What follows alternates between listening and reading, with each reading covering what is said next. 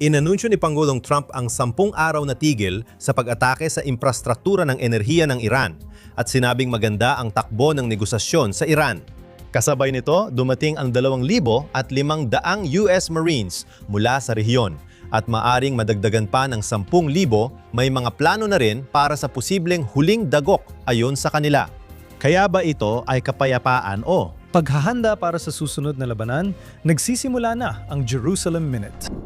Maligayang pagbabalik sa Jerusalem Minute. Ako si Alex Trayman, kasama ko ngayon si Danny Seaman at si Josh Haston ay nasa assignment na yung linggo. Danny, nakakatuwang makita ka dito sa JNS Media Hub sa Jerusalem. Ang daming dapat talakayin ngayong linggo. Una, may mga tanong tungkol kay Pangulong Trump at kung bakit at kung siya nga ba ay nakikilahok sa diplomasya ngayon, sinusubukang makipagnegosasyon sa Republikang Islamiko ng Iran. Pinalabig niya ang deadline para buksan ang kipot ng Hormuz ng karagdagang 10 araw ngayon hanggang Lunes, Abril 6 ng alas 8 ng gabi.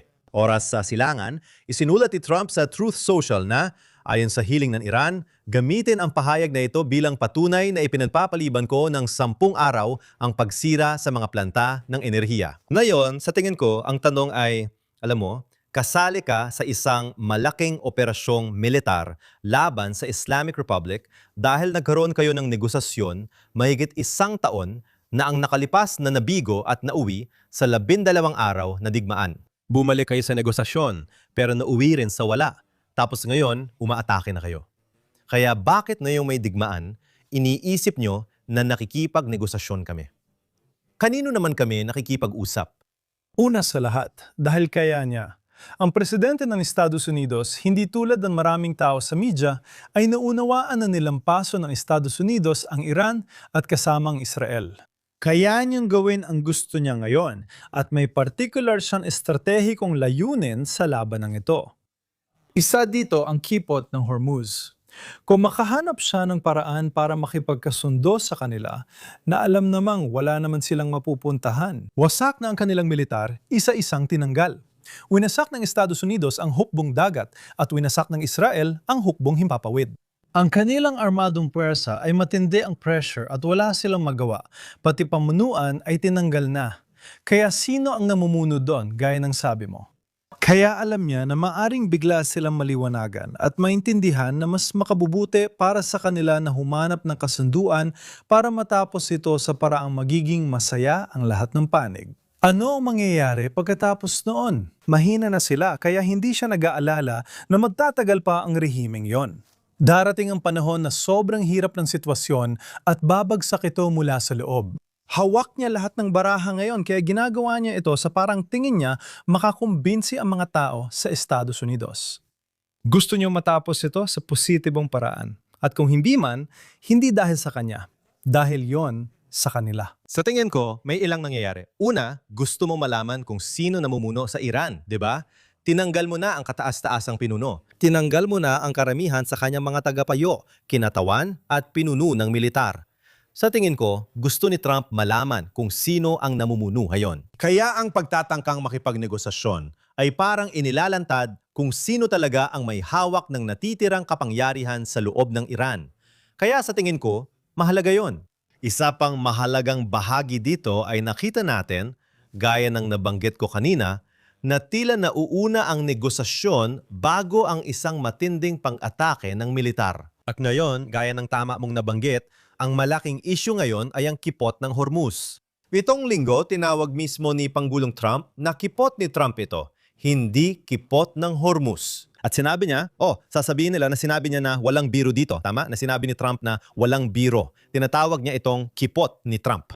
Magaling talaga siyang siya pa ang pinakamahusay. Tama? Gusto niyang panatilihing palaisipan sa lahat ang susunod niyang gagawin. Bahagi ng pasikot-sikot sa negosasyon. Kaya gusto niyang mapadaloy ang langis. Tama? Tulad ng nakita natin, ang presyo ng langis ay tumaas, bumaba, muli pang tumaas, at ngayon ay mas mataas na kaysa bago ang digmaan. Naiintindihan niya na para sa kanyang mga mamimili sa loob ng bansa at pati na rin sa pandaigdigang komunidad, Gusto niyang bumaba ang presyo ng langis. Naiintindihan niya na kung ang mga Iranian ay parang nagiging pirata na ngayon sa Persian Gulf at sa Straits of Hormuz. At nakikita natin na naniningil na sila ng bayad sa madaling salita para makadaan ang mga barko. Nakita natin na ang mga barko ng China, Pakistan at iba pang mga barko ay nakakadaan sa pamamagitan ng pagbabayad para sa proteksyon na umaabot sa milyon-milyong dolyar para makalusot ang mga barkong ito. Sa tingin ko, in-exempt niya ang mga Chino. Tama!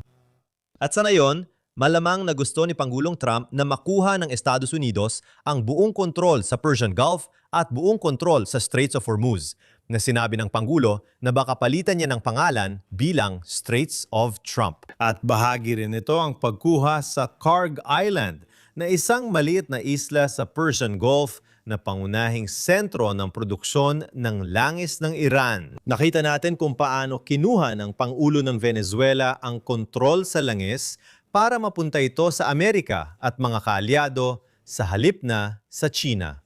Kaya hindi na makakabili ang Sina ng langis sa murang halaga mula sa mga mapaminsalang aktor na tulad ng Venezuela at Iran na may sariling langis. Kaya bago siya gumawa ng isang malaking hakbang militar, sa tingin ko ay nakikipagnegosasyon muna siya ulit. Maaring ipinapakita na niya ang plano niya. Makikikita mo rin na tulad ng dati, hindi siya nakaupo lang at naghihintay. Hindi gaya ng ibang negosyador na basta nagtitiwala sa kabilang panig. Hindi, inihahanda niya ang sarili niya na kung ipagpapatuloy nila ang mga pagkakamaling nagawa nila noon na hindi sineseryoso ang mga Amerikano dahil nasanay sila ng 50 taon na seryoso ang kanluran sa negosasyon, pero pwede mo silang lokohin. Kaya iniisip nilang pwede rin silang makalusot sa parehong paraan kay Trump. Habang naghihintay, nilalaro niya ang baraha at naghahanda para sa susunod na round. Nagbibigay rin ng senyales sa kanila na ito ang mangyayari. Ngayon, isa pang bagay na kailangan nating isaalang-alang, ang mga lider ng Iran na umaamin pa rin sila ay mga lider, ay nagtatago na sa ilalim ng lupa. Wala talaga silang alam dahil walang impormasyon mula sa Iran at hindi rin sila nagkakaalaman sa isa't isa. Maaring maipit sila sa di malinaw na sitwasyon at sinusubukan nilang intindihin ang nangyayari. Gagamitin nila ang oras na ito para matuto at sana makakontak sa ilan. Maraming nangyayari na di natin alam, pero alam ito ni Trump, kaya may malaking kalamangan si Trump. Sa pamamagitan ng paglalabas ng mga taong nakikipag-usap kay Trump, maaari rin itong magdulot ng galit sa loob ng Iran. Yung mga matindi ang laban sa militar ng Estados Unidos, baka magbago ng isip dahil sa power vacuum ngayon. At tanungin, bakit kayo nakikipagnegosasyon sa kanila? Ngayon, sinabi ni Pangulong Trump, nag-tweet siya noong 2020 na ang Iran ay hindi pa nananalo sa digmaan at hindi pa natatalo sa negosasyon. Maaring iniisip ni Trump na akala ng mga Iranian sila ang pinakamagagaling makipagnegosasyon sa mundo, kaya papasok siya sa laro nila para ipakita ang galing niya. At ang paraan niya ng paggawa nito ay sa pamamagitan ng pagbabago ng equation. Tulad nung nakipagnegosasyon si Obama sa kanila, parang ano ang maibibigay ko sa inyo? Kung pupunta ka sa negosasyon na sinasabi, ano ang maibibigay ko sa inyo? Kukunin ng mga Iranian ang lahat at mas marami pa silang kukunin. Si Trump at ang Israel ngayon, ang mandato nila ngayon ay makipagnegosasyon habang may putukan at may banta ng napakalaking puwersang militar. Nagulat si Steve Witkoff tungkol sa negosasyon sa isang kamakailang pagpupulong ng gabinete. Pakinggan natin ang sinabi niya. Maari kong iulat sa inyo ngayon na kami, kasamang inyong foreign policy team, ay nagpresenta ng isang 15 puntong listahan ng mga opsyon na bumubuo ng balangkas para sa isang kasunduan sa kapayapaan. Ito ay ipinamahagi sa pamamagitan ng pamahalaan ng Pakistan na kumikilos bilang tagapamagitan. Makikita natin kung saan hahantong ang mga bagay. Kung makukumbinsi natin ang Iran na ito na ang punto ng pagbabago at wala ng ibang alternatibo kundi mas maraming kamatayan at pagkawasak, may malalakas tayong palatandaan na posible ito. At kung mangyari ang kasunduan, magiging maganda ito para sa bansa ng Iran, para sa buong rehiyon at sa buong mundo. Kapag tinignan natin ang 15-point plan na ito, para sa akin, ang naaalala ko rito ay ang 20-point plan na inilatag ni Pangulong Trump para makakuha ng isang kasunduang naabot sa negosasyon sa Hamas. Pero mahalagang tandaan na sa 20 puntos na yon, ang mga pangunahing punto ay makukuha ng Israel pabalik ang lahat ng mga bihag, buhay man o patay. Kailangan ng Hamas na mag-disarma sa huli. At ang Israel, ang IDF, ang magkakaroon ng kontrol kahit pansamantala sa hanggang 53% ng Gaza Strip. Para sa Israel, handa silang pumirma sa kasunduang yon. Hindi natin alam ang eksaktong 15 puntos na yon. Si Carolyn Levitt, ang tagapagsalita ni Trump, ay nagsabi ngayong linggo na may ilang bahagi ng mga ulat na maaaring totoo, ngunit may iba pang bahagi ng kasunduang ito na hindi sumasalamin sa katotohanan. Tinanggihan ito ng mga Iranian at sinabi nilang hindi nila tinatanggap. Inilatag din nila ang sarili nilang 5 kahilingan. Ayon sa kanila, kailangang itigil ng Estados Unidos at Israel ang lahat ng pag-atake at opensiba laban sa mga Iranian. Pero mas mahalaga, pinag-uusapan nila ang kompensasyon na nararapat silang tumanggap ng kabayaran para sa ginawa sa kanila at pinansyal na kompensasyon at pagkatapos ay tulungan silang muling itayo ang lahat ng nasira. At isa sa mga mahalagang punto ay nawala ng pagbabalik sa dati. Kahit ano pa ang gawin nila, ang Estados Unidos at lalo na ang Israel ay hindi na maaring umatake sa kanila kung lalabagin nila ang kasunduan. Kaya sinusubukan nilang itali ang mga kamay ng Israel at ng Estados Unidos. Akala nila hawak nila lahat ng alas. Maaring ito ay dahil hindi nila alam ang nangyayari doon dahil hiwalay o hindi konektado sila. Kaya inilagay nila ang sarili nilang 5 at si Trump ay kalmado lang at sinabi niya, sige, hindi namin tinatanggap yan. At binibigyan niya sila ng pagkakataon na subukang maintindihan. Ano ang nangyari sa kanila? Pero hindi ito magbabago dahil kahit ngayong linggo, narinig natin ang tungkol sa Hamas at binanggit mo ang 20 puntos. Sinabi ng Hamas na hindi ito mangyayari. Hindi sila magdidisarma o magpapabuwag. Hindi alam ng kanduran ang ibig sabihin nito para sa kanila. Nandyan sila para manatili. Ganon din ang pananaw ng Iran dahil nakikipagnegosasyon tayo mula sa pananaw ng kanluran at kung ano ang paniniwala nating tamang paraan ng pakikipagnegosasyon. Sila, ginagawa nila ito sa ibang paraan. Hindi ko masabi yan kahit sa silangan o mundong Arabo. Ginagawa nila ito mula sa isang napakarelihiyosong pananaw ng Islam kung saan sa tingin nila ay hawak nila lahat ng baraha.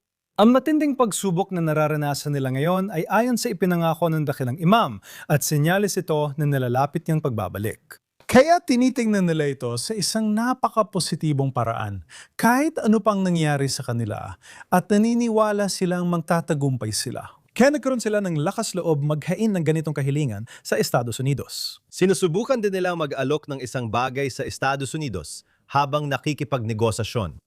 At ibinunyag ni Trump na nagbigay ng regalo ang mga Iranian sa simula ng negosasyon. Dahil dito, pinalawig ng Pangulo ang deadline ng negosasyon ng 10 araw sa pamamagitan ng pagpapadaan ng 10 barko sa kipot ng Hormuz. Tara, panurin natin ang clip. Sinabi nila na ipakita sa iyo na totoo kami, matatag, at nandun kami. Bibigyan ka namin ng 8 malalaking barko ng langis. Sa tingin ko, Pakistani ang bandila ng malayon. Sabi ko, sige, mukhang tama ang kausap natin. Humingi rin sila ng paumanhin at sinabing magpapadala sila ng 2 barko pa. Nauwi ito sa 10 barko. Sana hindi ko nasira ang negosasyon ninyo. Sa tingin ko, kung titingnan mo talaga kung anong estratehiya ng Iran sa realpolitik dito, alam nila na hindi kayang panatilihin ng Israel ang digmaan ng habang panahon. Alam nila na kahit kaya ng Estados Unidos na ipagpatuloy ang digmaan hanggat gusto nila, lalaki ang pressure kay Pangulong Trump mula sa loob ng bansa na tapusin ito. Nakausap ko ang isang mataas na opisyal sa US administration ngayong linggo at sabi niya, inaasahan niyang tatagal pa ito ng ilang linggo. Akala niya simula pa lang na hindi ito matatapos bago ang Pasko na darating na ngayong linggo. Mukhang ayon sa plano pero hindi ito pwedeng magpatuloy ng walang hanggan. Alam din yon ng mga Iranian. At kaya naman sa isang banda, sinusubukan nilang palawakin ang panahon ng negosasyon. Pinabagal nila ang pagpapaputok ng ballistic missile sa Israel at iba pang bansa dahil gusto nilang patagalin ito hanggang mapagod ang mga Amerikano. Gusto nilang lalo pang maubos ang pasensya ng mga Amerikano at mga Israeli sa digmaang ito. Para sa kanila, ang tagumpay ay makaligtas. Kung nandun pa rin sila kinabukasan, kung masasabi pa rin nilang buo pa ang Islamic Republic, hindi mahalaga kung gaano man sila napahina. Para sa kanila, panalo na sila. Ganon nila tinalo ang Estados Unidos. Panahon na ng tagumpay. Kahit manatili sila, kaunting oras na lang bago sila mapaalis.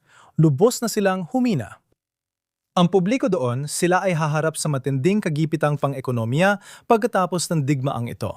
Kung iniisip nila na hindi magtatagal ang Israel magpakailanman, na sa totoo lang ay tama naman, pero hindi ito magtatagal ng habang buhay. Wala sa kanila ang nag-akala na tatagal ang Israel ng higit sa 1 buwan. Ginagawa na natin ito ng 2 taon at kalahati. Sa susunod na linggo, 2 taon at kalahati na mula na magsimula ang digmaan ng Israel na hindi inakala ng mga Arabo. At sa lawak ng ginagawa natin, hindi lang ito sa ating hangganan, kundi ginagawa rin ito ng Israel sa layong 2,500 milya mula sa ating hangganan. Walang sinuman ang nag-isip na posible ito, kaya may mga sorpresa pa tayong natitira. Kapag tiningnan mo ang ekonomiya ng Israel, na dapat unang tinamaan ng ganitong digmaan, hindi lang matatag ang ekonomiya natin, lalo pa itong lumalakas dahil sa tagumpay sa digmaan na hindi inasahan ng kahit sino. Kaya ibinabasin nila ang kanilang mga palagay sa nakaraan. Nasa bagong mundo na tayo ngayon at magugulat din sila dito. Samantala, nagdala ang US Navy ng isang barko na may sakay na humigit kumulang 2,500 Marines papunta sa rehiyon. Pinag-iisipan ni Pangulong Trump ang pagpapadala ng 10,000 dagdag sundalo sa rehiyon. At may mga ulat na ang administrasyon ng US ay naghahanda ng plano upang mabigay ng huling dagok sa rehimen ng Iran kung mabibigo itong makipagnegosasyon. Lumipat tayo kay kalihim ng Estado, Marco Rubio. Maaari nating makamit at nakakamit na natin ang lahat ng mga layuning iyon. Nauna tayo sa schedule sa karamihan sa mga ito at kaya nating makamit ang mga ito nang walang anumang tropang panlupa nang wala ni isa. Ngayon, tungkol sa dahilan ng deployment, una, dapat laging handa ang Pangulo sa anumang posibleng mangyari na hindi ko tatalakayin sa media. I-refer ko kayo sa kagawaran ng digmaan na malamang pareho rin ang sasabihin sa inyo. Kaya nating makamit ang mga layunin kahit may limitasyon at palaging handang bigyan ng Pangulo ng maraming opsyon at pagkakataon para makapag-adjust sa biglaang pangyayari. Samantala, matindi talagang tinatamaan ng Israel ang Iran kahit sa panahong ito. Tama ba? Mahalagang tandaan na sinabi ng Pangulo na ang 10 araw na palugit ay para lamang hindi tamaan ang mga pasilidad ng enerhiya at langis ng Iran. Ngunit tuloy-tuloy pa rin ang matinding pambubumba ng Israel at Estados Unidos sa mga pasilidad militar, nuklear at mismong rehimen. Ilan lang ito sa mahahalagang pangyayari. Binomba ng Israeli Air Force noong Biyernes ang mga pangunahing steel complex sa mga lungsod ng Isfahan at Ahvaz. Pagkatapos, 3 sunod-sunod na atake ang inilunsad ng Israeli Air Force noong Biyernes sa Iran, tinarget ang mga pangunahing pabrika ng nuclear weapons program at paggawa ng bala. Kasama rito ang heavy water plant sa Arak na ang produkto ay ginagamit para patakbuhin ang mga nuclear reactor at ito ay nabomba na rin dati. Pati na rin ang isang pabrika na kumukuha ng uranium mula sa ore sa Yazd. Pareho ang mga iyon ay nasa gitnang bahagi ng Iran. At noon nakaraang linggo, inihayag ng Israel ang pagpatay kay Ali Reza Tangsiri, ang kumander ng Islamic Revolutionary Guard Corps Navy, pati na rin ang iba pang mahahalagang miyembro ng militar ng Iran. Ginawa namin ito para sa Estados Unidos dahil pinatay namin ang namumuno sa Navy. Ngayon, binabantayan pa rin ng Estados Unidos ang mga barkong pandigma, pero may commander pa rin sila. Pinatay namin siya. At ito rin, nabanggit mo dati, mayroong 10,000 sundalong Amerikano na papasok doon. Wala silang Navy o commander ngayon. Masisiguro ito kung magdesisyon ang mga Amerikano na magpadala ng sundalo. Sinisiguro nito ang kaligtasan ng mga sundalong Amerikano. Iniulat na si Tangsiri ang responsabale sa paglalagay ng mga mina sa Straits of Hormuz, sa Persian Gulf at sa pag-atake.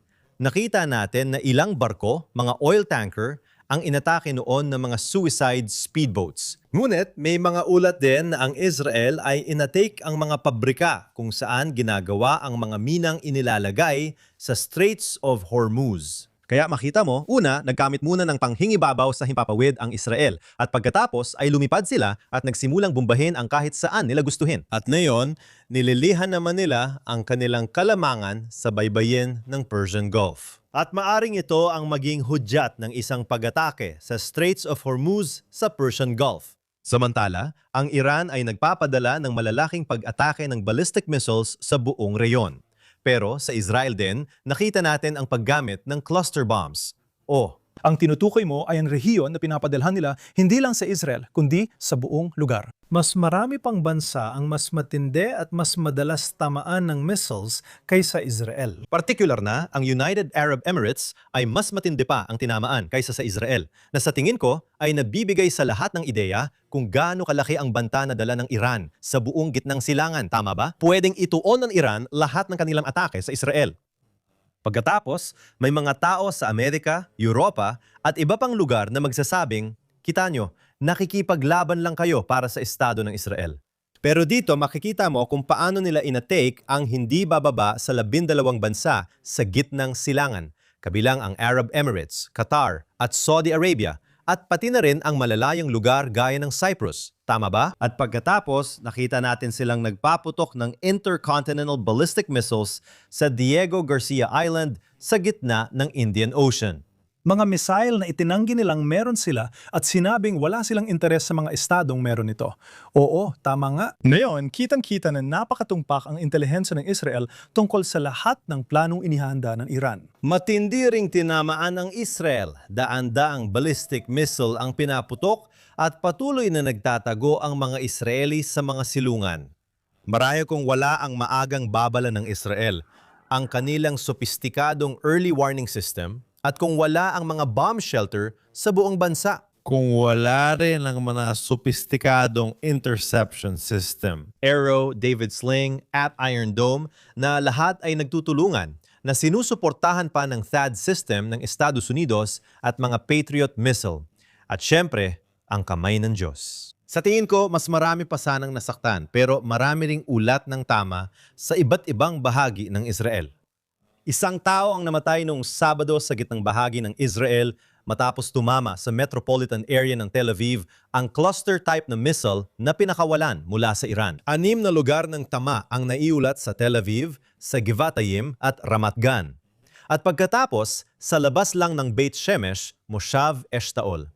Hindi bababa sa 11 ang nasugatan ng ang isang ballistic missile na may warhead na may daan-daang kilo ng pampasabog ay nakalusot sa mga intercept system at 11 katao ang nasaktan. Kailangan maintindihan ng mga tao ang interception system kaya naging matagumpay sila. 70% ang tagumpay. Maganda na yon. Pero may nandoon pa rin ang natitirang 10%. At ang 10% na yon ay maaari mangyari isang beses sa isang linggo, 2 beses sa isang linggo, at maaari itong magdulot ng matinding pinsala gaya na nakita natin. Sa kabutihang palad, mas marami pa rin ang pinsala kaysa sa nasawi. Malaki ang kinalaman dito ng matagal ng pagsasanay ng publiko rito. Matagal nang tinuturo ng gobyerno at militar sa mga tao kung paano gaya ng paggawa ng ligtas na silid sa bahay. Pero pati na rin ang pagsanay sa mga tao na kapag tumunog ang alarma, kailangan nilang pumunta sa mga silid na ito at protektahan ang kanilang sarili. Ang katotohanan ng publiko dito nakakaiba sa Israel at di karaniwan sa mga Israeli ay naging maingat sa pagsunod sa mga utos. Pumupunta sila sa mga silid na ito na napatunayang nakapagliligtas ng buhay. Ibig kong sabihin, nakita natin na marami sa mga naging biktima sa Israel dahil sa pag-atake ng ballistic missile ay hindi nasa mga ligtas na silid nang sumabog ang mga ito. Paalala, sundin ang tagubilin ni Netanyahu na pumasok sa ligtas na silid at mag-ingat din sa mga cluster bomb. Nakakalusot sila sa bagong sistema, di ba? Krimen ito sa digmaan dahil sinasadya nilang paputukan ang mga sentro ng populasyon.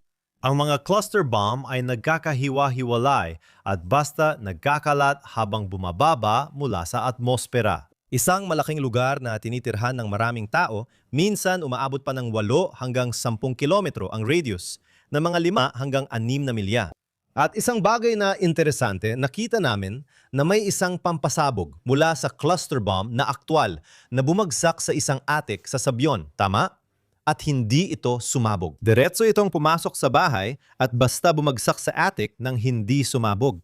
Kung sumabog sana ang pampasabog mula sa cluster bomb, pwede nitong wasakin ang buong bahay. Pero ito ang ilan sa mga himala na sa tingin ko ay naranasan ng Israel sa digmaang ito. Tiyak na tiyak. Samantala, habang tayo ay nakikipagnegosasyon at umaatake, nakikita nating may iba't ibang estratehiya ang bawat panig para palalain ang sitwasyon. Samantala, ngayong weekend, nagpasya na ring sumali sa digmaan ang mga Houthi, pinakamabubuting kaibigan natin mula Yemen. Ngayong linggo, nagpakawala sila ngayong weekend sa totoo lang. Nagpakawala sila ng 2 misil papuntang Israel, pati na rin ng isang drone at nangakong magpapatuloy pa sa mga susunod na araw. Nagtataka tayo kung bakit hindi sumali ang mga Houthi sa digmaan. Ngunit bahagi pala ito ng kanilang estratehiyang magpalala ng tensyon. Bukod pa sa pagpapakawala nila ng mga ballistic missile na sa tingin ko ay mas itinuturing lang na istorbo kaysa ano paman. Nahuli sila sa daan kaya hindi nakarating sa Israel. Tama, kasi pinapaputok yon mula malayo at marami silang pwedeng tamaan. Doon sila madalas mag-target. Pero may mga dagdag na alalahanin na bukod sa pagkontrol sa ruta ng kalakalan sa Persian Gulf at sa Straits of Hormuz, nandoon din ang mga Houthi na nakapwesto sa bungad ng Red Sea na siyang daan papunta sa Suez Canal.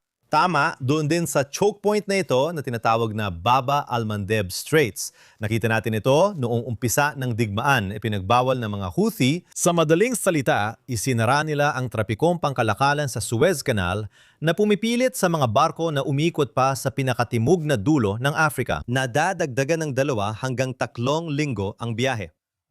Dahil dito, tumataas ang presyo ng mga produkto sa buong mundo. Kaya may mga pangamba dito na kung makikialam ang mga Houthi, mas malaki pa ang magiging pinsala sa ekonomiya sa pandaigdigang antas kaysa sa epekto ng Straits of Hormuz. Nanggako ang Israel na mapaparusa ng malaki sa mga Houthi dahil sa kanilang pag-atake. Ayoko ng ganung mga komento. Mas gusto ko malaman ang ginagawa natin. Pareho namang handa ang Estados Unidos at Israel. Una sa lahat, tungkol sa kasunduan sa Somaliland, kapag ang dami ng nangyayari sa iba't ibang panig, kapag sinimulan mong pagdugtong-dugtungin ang mga piraso, makikita mong bahagi ito ng mas malaking larawan ng mga bagay-bagay. Kaya ang relasyon ng Israel sa Somaliland na nasa kabilang panig ng Houthis sa Yemen at inilipat din ng Estados Unidos ang kanilang mga barko sa Red Sea. Mas handa na ngayon ng mga Amerikano. Nakipagkasundo talaga sila sa mga Houthis noon. Siguro mahigit 1 taon na ang nakalipas o 2 taon na, kung saan napagdesisyonan nilang itigil yon. Kung hindi nila tatargetin ang mga Amerikano, hindi rin sila tatargetin. Kaya iniwan na nila sa atin. Dilipol natin ang buong pamunuan ng mga Houthis 1 taon na. Yung mga bago, gusto pa rin sumama sa dati nilang commander. O sige, bibigay natin yun sa kanila. May bagong base na ginagawa ngayon sa tapat mismo ng mga Houthis na magpapadali at magpapaginhawa para sa Israel na umatake. Hindi na natin kailangang manggaling pa sa Israel. Na pwedeng gamitin ng Israel para paglapagan ng mga eroplano at paglunsaran ng mga opensiba. Oo, ayon. At may iba pang opsyon sa Africa ngayon. Naunawaan na rin ng ibang bansa ang banta ng mga organisasyong ito at ekstremistang Islamista sa mga tao sa rehiyong ito. Lahat sila ay nagsasama-sama sa iba't ibang paraan. Maraming nangyayari sa likod ng eksena at hindi lahat ng naririnig mo sa media ay totoo. At ito ay laging totoo sa kasaysayan, lalo na kung sensitibo ang nangyayari ngayon na may malaking epekto. Ngayon, may iba pang opsyon na hindi alam ng mga Houthi pero malalaman nila rin. Mapapansin mo ito. Nabanggit mo ang ilang bansa sa Africa tulad ng Uganda. Nagbabala ang pinuno ng militar ng Uganda na posibleng sumali ang armadong puwersa ng ilang bansang Aprikano sa digmaan sa panig ng Israel matapos mag-viral ang mga pahayag sa social media ngayong linggo. At nakita natin si General Muhoozi Kainerugaba, ang anak ng Pangulo ng Uganda na si Yoweri Museveni. At ang general na ito ay itinuturing na posibleng susunod na mamumuno. Sumulat siya ngayong linggo sa X na kami ay panig sa Israel dahil kami ay mga Kristiyano. At pagkatapos sa isa pang post, sinabi niya na ang Uganda ang David na nakalimutan at napabayaan ng mundo. Tatalunin namin ang higanteng si Goliath. Dagdag pa rito, ibinunyag niya ang isang larawan ng estatwa ni Jonathan Netanyahu, kapatid ni Benjamin Netanyahu, na siyang nag-iisang sundalong Israeli na napatay sa magiting na pagsalakay ng mga Israeli na bihad na kinuha. Noong ika-200 anibersaryo. 50 taon na ang lumipas. Uganda, napakaganda ng pangyayari. May pelikula pa tungkol dito kung gusto mong panoorin. At ang operasyon sa Entebbe. Ngunit ayon sa Uganda, kung kailangan ng Israel ng tulong, may isa pa silang hukbong handang umalalay dito. At sa tingin ko, kapag tiningnan mo ang Somaliland at Uganda na nagsasabing Uy, handa kaming lumaban kasamang Israel. Handa kaming maging kaalyado ng Israel. Ang nakikikita mo, sa tingin ko, sa panahong ito, at ito ay nagsimula pa bago ang Oktubre 7. Pero lalo na mula Oktubre 7 at mas lalo pa ngayon ay mayroong linya ng pagkakabaha-bahagi. Isang geopolitical na linya ng pagkakabaha-bahagi. At nagsisimula na nating makita kung aling mga bansa ang handang pumabor sa Israel at kung aling mga bansa ang kumakampi laban sa Israel, tulad ng mga bansa gaya ng Espanya. Hindi ako sang-ayon. Hindi ito tungkol sa pagiging pabor o laban sa Israel.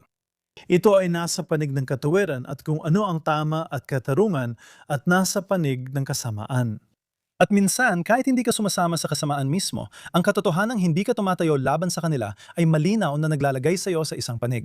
Pasensya na sa pagputol, pero dapat maintindihan ng mga tao na ang mga bansang Aprikano ay may problema sa radikal na Islamismo na pinopondohan ng Iran. Hindi lang Israel ang target ng Iran.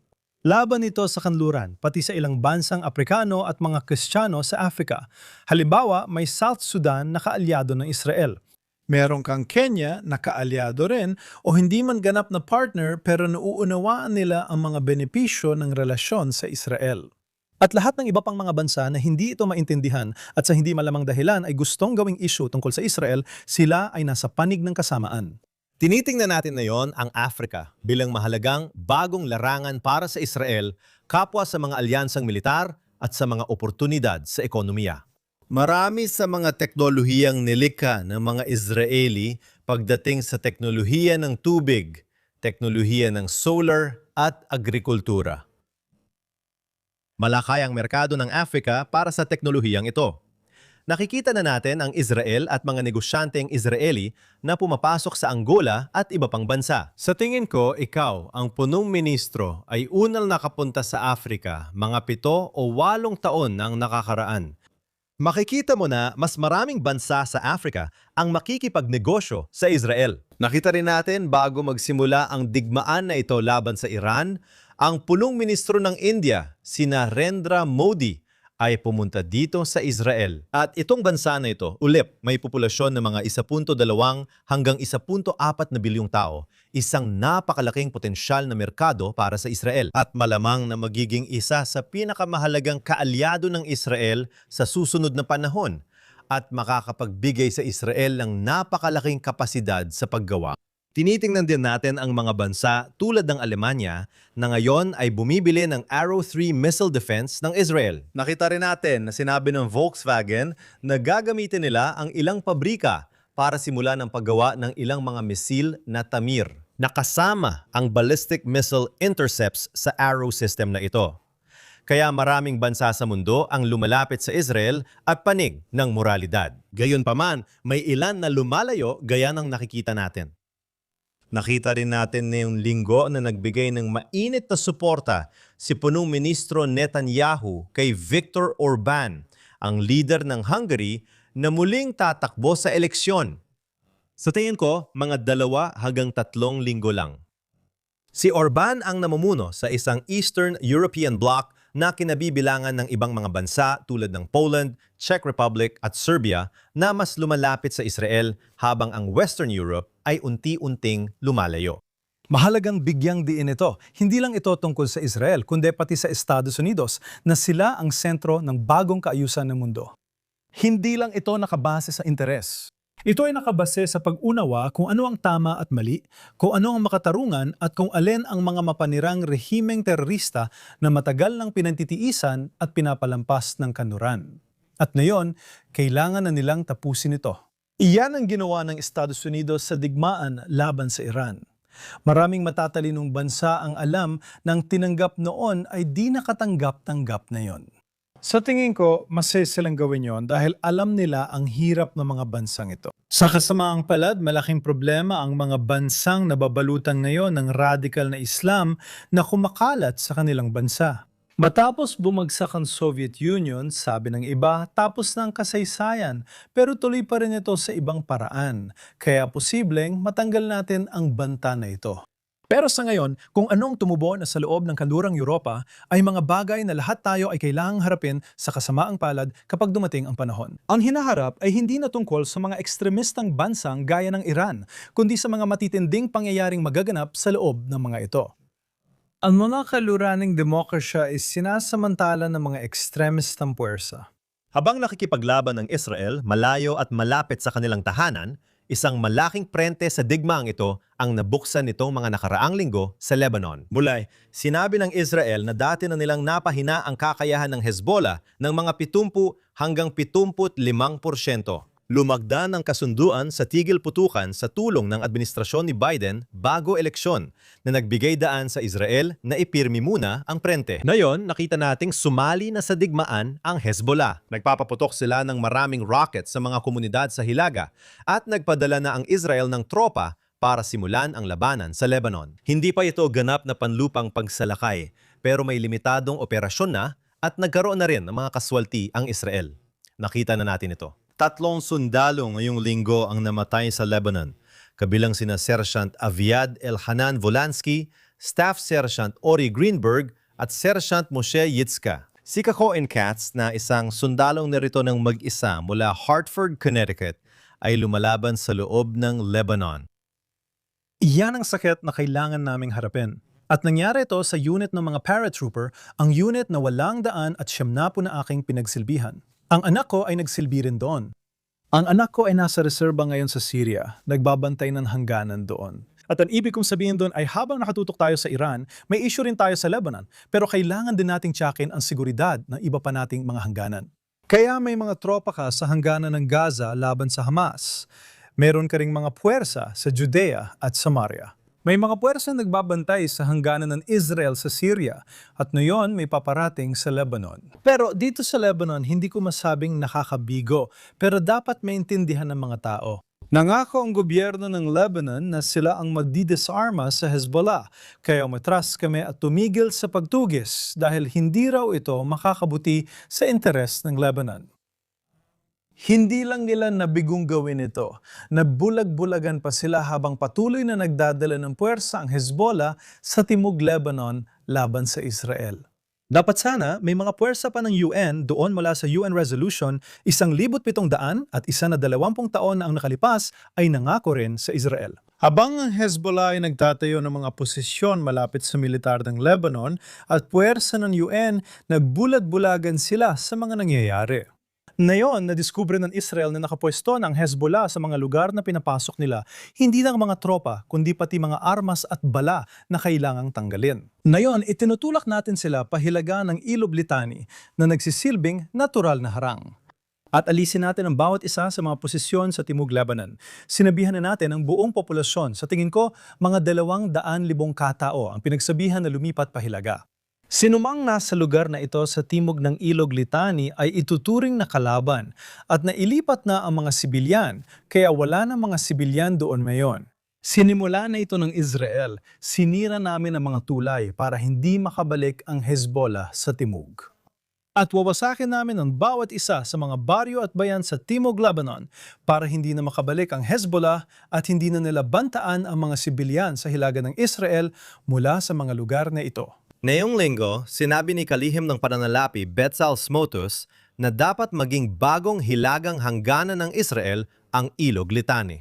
At sa tingin ko, malalaking tanong kung magpapadala ba ang Israel ng napakaraming sundalo sa loob ng Timog Lebanon at kung kailan ito mangyayari. Maaring kailangan nating hintayin na matapos muna ang panig ng Iran dahil kung papasok ka sa Timog Lebanon, gusto mong may sapat kang suporta mula sa himpapawid. Sa ngayon, karamihan ng mga yamang panghimpapawid ng Israel ay inilalaan sa pangunahing labanan na siyang Iran at maaring kailanganin ding ilaan ang Air Force para harapin ang mga Houthi. Maaring ang pagpasok ng mga Houthi ay panlilihis lang ng atensyon. Sa totoo lang, para maprotektahan ang Hezbollah ng mas matagal, hindi lang Iran ang dahilan, kundi may tanong. Kung palalawakin ng Israel ang hangganan, kukuha ng lupa sa Timog Lebanon at magsasagawa ng malaking operasyong panlupa doon. Magkakaroon talaga, handa na kami. Nagsanay na ang mga tropa nitong mga linggo. May mga bagong teknolohiya pero mahalaga pa rin may Air Force na nakaalalay. Pero meron kayong artillery at mga tangke, pati na rin ang mga makabagong teknolohiya na inangkop at ginagamit na ngayon ng mga sundalong impanterya para sa kanilang mga aktibidad.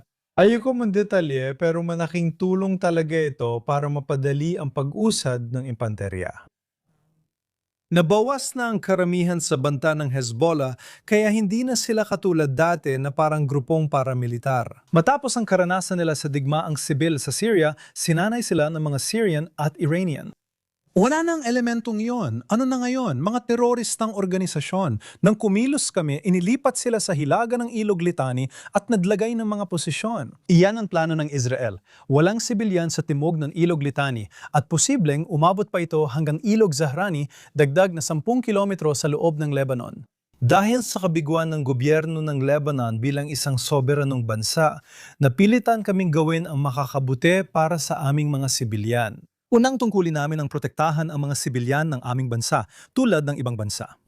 At nang nabigo ang Lebanon, ang gobyerno ng Lebanon natiyakin na umiiral ang soberanya nito sa mga elementong nasa loob ng sarili nitong bansa, hindi na namin responsibilidad iyon. Dapat naming siguraduhin na hindi nabanta sa Israel ang mga elementong ito. Binigyan namin sila ng ilang taon para gawin yon. Hindi lang sila nabigo, minsan pa nga ay nakipagsabwatan pa sila. Wala kaming pakialam sa dahilan. Tinitingnan lang namin ang mga resulta. Ang naging resulta ay ang aming hilagang hangganan ay nabantaan ng mga elemento mula sa Lebanon. Kaya sana ito ay magdulot ng sitwasyon kung saan magiging kalmado ng lahat. Maring tumagal ito ng 1 taon, 2 taon, 10 taon, baka 20 taon pa. Wala nang nakakaalam na yon. Hindi namin nilalagyan ng limitasyon sa oras ito. Tinitiyak namin na hindi na muling maaatake ang aming hilagang hangganan mula sa Lebanon hanggat hindi nakakabuo ang gobyerno ng Lebanon ng isang entidad na kayang kontrolin ang sarili nitong mga hangganan. Nakita natin na nagbago ang doktrinang militar ng Israel. Totoo ito. Bago ang ikapito ng Oktubre, alam ng Israel ang mga naipong rocket at lagusan sa Gaza at Timog Lebanon at pinayagan nila ito. Ang tantiya ay may higit sa 100,000 rocket at misil ang Hezbollah na kayang tumarget sa mga sentro ng populasyon ng Israel. At pinayagan ng Israel ang Iran na hindi lang bumuo ng programa ng ballistic missile, kundi makalapit pa sa weapons grade. Mga sandatang nuklear. Ngayon, makikita mong kinilala ng Israel, suportado ng Estados Unidos, ang impluwensya at kapangyarihan nito, pati ang kakayahan ng Air Force nilang harapin ang mga banta. At kahit na sinabi mo kung ibig sabihin nito ay hindi isang lubos na malinaw na tagumpay, na bago na nila ang pananaw o sistema. Pinahina nila ang lahat ng galamay. Pinahina nila ang ulo ng teroristang pugitan na ito sa Iran at hindi na nila papayagan ang pag-ipon ng lakas. Kung makakita sila ng panibagong pag-ipon ng lakas, kikilos sila. Tama. Para maintindihan ng lahat, dati sa Israel, bawat galaw natin ay laging may konsiderasyon kung magpapaputok sila ng rocket kapag may ginawa tayo. Kung tutugon tayo sa teroristang panpapalakas sa Judea at Samaria, maaaring magpaputok ang Hamas sa Gaza o ang Hezbollah. Nagpatayo ang Hezbollah ng tent sa loob ng teritoryo ng Israel malapit sa hangganan ng Lebanon ilang buwan bago ang digmaan. Hindi inalis ng Israel ang tent dahil alam nilang may mga taong pinapadala roon ng Hezbollah at natatakot silang lumala ang sitwasyon. Noong halos 1 taon at kalahati, sina Naftali Bennett at Yair Lapid ay pansamantalang humalili kay punong ministro Netanyahu sa pamamagitan ng parlamentaryong hakbang para mailuklok ang sarili bilang punong ministro. Makikita mo rin ang mahinang pamumuno nila kumpara sa matatag na pamumuno. Oo, tama.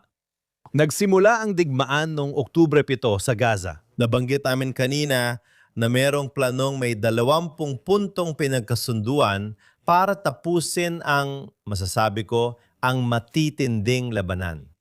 At bukod pa sa planong may 20 punto, nagtalaga si Pangulong Trump ng lupon ng kapayapaan na layuning pangalagaan ang mga mangyayari pagkatapos ng labanan sa Gaza. At itinalaga nila si Nikolai Mladinov na dating UN envoy na humawak sa Gaza bilang pinuno ng lupon ng kapayapaan at upang asikasuhin ang Gaza. Kaya nantalumpati si Mladinov sa Konseho ng Seguridad ng Estados Unidos nitong nakaraang linggo. Dala ang tinawag niyang komprehensibong plano upang ipatupad ang sinabi niyang isang autoridad, isang batas at isang sandata na sumasaklaw sa lahat ng armadong grupo sa Gaza Strip. At may 5 punto dito. Gusto kong talakayan ang ilan sa 5 puntong ito at kunin ang iyong mga sagot dito. Kaya ang unang punto ay nagsasaad ng sabayang proseso ng demilitarisasyon kasabay ng pag-atras ng Israeli Defense Forces mula sa silangang bahagi ng Gaza. Ang ikalawa ay humihiling na tugunan ang mga sandata gaya ng rocket, mabibigat na munisyon, pampasabog at ripleng pandigma. Ang mga personal na sandata ayon sa kanya ay tatalakayin sa susunod. Ang mga iyon ay mga machine gun. Ang ikatlong punto ay nagsasabing kailangang beripikahin muna ang mga yugto ng pag-aalis sa serbisyo ng mga armas bago simulan ang rekonstruksyon. Pang-apat, mungkahin ng plano ang mga paraan para makabalik sa normal na buhay nang may dignidad ang kaugnay ng grupong terorista tulad ng pagsuko ng ilang armas. Sa huli, sinabi ni Mladinov na flexible ang kanyang opisina sa schedule ng pagpapatupad ng plano dahil iba minsan ang aktual na sitwasyon sa lugar kumpara sa nakasulat sa papel. Kaya ang nakikita ko dito ay sinasabi niya na anumang hakbang ng Hamas na magsuko ng mga armas ay kailangang sabayan ng pag-atras ng Israel mula sa teritoryong kontrolado nito. Maaring palawigin ni Mladinov ang mga schedule kung hindi sumusunod ang Hamas sa kanilang mga hinihingi. Mukhang sinusubukan lang talaga nilang paalisin ang IDF sa Gaza. Ayos lang, mabuti para sa kanila. Pwede naman nilang isipin ang gusto nila. Ang Board of Peace ni Trump. Ayos yan. At malinaw din na ipinapakita ni Trump na seryoso siya sa mga bagay na ito. Tulad ng ginagawa niya ngayon sa negosasyon sa Iran, binibigyan niya sila ng pagkakataon na patunayan ang kanilang sarili. At sinasabi nila na magpapadala sila ng isang international na puwer sa Gaza na tinatanggap ng Israel. Pero sino ang papasok sa Gaza kung alam nilang armado at handa ang Hamas? Malinaw na ipinakita ng Hamas kamakailan na sila ang may kontrol sa Gaza. Habang kumikilos sila, hindi lang nila pinapatay ang tumututol, kundi malinaw rin nilang sinasabing hindi sila magdidesarma. Kaya duda ako kung may dayahong puwersang papasok doon. Kaya hintayin na lang natin ang mangyayari at makikipagtulungan kami sa kanila. Sa kabilang banda, kapag nagbanta o nagpaputok sila ng misil na nagawa na nila sa digmaan, sa timog ng Israel ito tumama, hindi sa loob ng Israel. Pero kung susubukan nilang ulitin yon mula sa nangyari noon, hindi na yon magiging katulad ng nangyari noon. Ito ay magiging pagtatapos nito, ibig sabihin maggagawang ito ng Israel ang buong militar nito sa Gaza Strip. Sakupin ito tapos umatras at hayaang pumalit ang gustong mga siwa mula sa pandaigdigang komunidad. Dahil nagpaplano silang mantayo ng base, maging ito man ay isang naval base o anumang uri ng daungan na makakatulong sa pagpasok ng langis mula sa Iran. Maraming malalaking plano ang mga Amerikano na gusto nilang matiyak na mangyari. Hindi pwedeng hayaang ang mga Amerikano na may teroristang organisasyong kumikilos at naglalagay sa mga interes na yon sa panganib sa Gaza Strip. Ayon sa kasulatang Hudyo, matapos bumagsak ang ikalawang templo, ang propesya ay napunta sa mga hangal. Hindi natin kailangang magpropesya, pwede tayong maghintay at manood na lang. Pwede tayong magpalagay base sa realidad. Ang totoo, gaya ng sabi mo, nagbago na ang Israel at hindi natatanggapin ang mga realidad bago Oktubre 7 dahil alam natin na maaari itong maging kapalit ng buhay at dugo ng mga Israeli na hindi na natin papayagan. Samantala, habang palipat-lipat ng tago dahil sa mga sirena ng paparating na mga misil, naghahanda ang mga Israeli para sa pista ng Paskua na gaganapin ngayong linggo. Sa maraming paraan, ang Paskua ang araw ng kalayaan ng mga Hudyo. Inaalala natin ang kwento na si Jacob at ang kanyang pamilya ay bumaba sa Ehipto bilang 70 katao. Sila ay naging isang bansa na inalipin ng pareon sa Ehipto, ang pinuno ng Ehipto sa loob ng 210 taon. Pagkatapos, ipinadala ng Diyos si Moises bilang tagapagligtas ng mga Hudyo. Mayroong 10 salot. Tumawid sa pulang dagat ng naglalakad, maraming himala. Habang tumatawid ang Israel sa pulang dagat, para silang muling isinilang dahil sa unang pagkakataon, naging malaya silang bansang Hudyo. At sa maraming paraan, ang nangyari doon ay tinutukoy bilang unang pagtubos sa mga Hudyo. Mahalagang tandaan na tinawag ni Punong Ministro Netanyahu ang digmaang ito na digmaan ng pagtubos. Tama ang pagkakasabi mo. Wala na akong may dadagdag dyan. Malino na maaring lumipas ang mga taon pero sa maraming paraan ay nananatiling pareho ang mga bagay. pareho pa rin ang proseso. Nasa gitna tayo ng isang biblical na proseso, walang duda. Maraming pagkakatulad ang mga kwento sa Biblia at ang nararanasan natin ngayon. Tanging paglipas ng mga taon pa lang, malalaman ng mga tao kapag lumingon sila at tunay na makikita at mauunawaan kung ano ang nangyayari dito. Kaya't napakapalad natin na narito tayo sa panahong ito. Binanggit ko yun kasi sinabi mo na hindi tayo komportable ngayon. May ilang Israeli na itinuturing yun na parang normal na lang, hindi naunawaan. Marahil ang pinakamalaking tagumpay na nakuha ng Estado ng Israel ay ang 6 na araw na digmaan. Sa 6 na araw, natalo namin ang 7 Arabong hukbong umatake noon, pero madalas nakakaligtaan nito ng mga tao. Kahit noon, mahigit 4 na raang sibilyan ang napatay dahil sa pambobomba ng Jordan, pambobomba ng Syria sa hilaga ng Israel at ng Egyptian Air Force. Kahit kami ang may kontrol sa himpapawid, nawalan pa rin kami ng mahigit 26 na eroplano sa digmaang yon kahit napatumba namin karamihan sa kanila. Ang daming nangyari nun at tila lahat ay nakikita yon bilang sukdulang tagumpay ng Israel. Kaya sa kasamaang palad, ang tagumpay ay may kasamang sakit at may kasamang mga pagkawala. Pero kailangan natin tingnan ang kabuuang tagumpay dito at maintindihan kung gaano tayo kapalad na tayo ang nag-iisang henerasyon sa nakalipas na halos 80 taon ang nag-iisang henerasyon ng mga Hudyo sa mahigit 2,000 taon. Kaya na nating ipagtanggol ang sarili ng hindi umaasa sa ibang bansa. Magagawa na natin ito mag-isa. Kaya ngayong linggo, babatiin natin ang lahat ng maligayang Paskua. At ito na naman ang isa pang Jerusalem Minute. Ako si Alex Trayman kasama si Danny Seaman at hinihintay namin na makabalik si Josh Hastens sana sa susunod na linggo. Espesyal na pasasalamat kina Aaron Wargolanter, Yuri Sfersky, pinuno ng video production na si Ryan Lufschitz, editor at producer na si Zach Sickerman. Kung nagustuhan ninyo ang programang ito, i-like at i-share. Mag-subscribe na rin kung hindi pa kayo nakasubscribe. Nakakatulong ito para maipakita ng algorithm ang mga video sa mas maraming tao. Kung gusto niyo ang ginagawa namin, i-click ang Super Thanks, mag-donate o pumunta sa jns.org at i-click ang Donate para maging buwanang subscriber at kunin ang balita mula sa JNS. Kita-kits ulit sa susunod na linggo, parehong oras at lugar sa Jerusalem Minute. Salamat!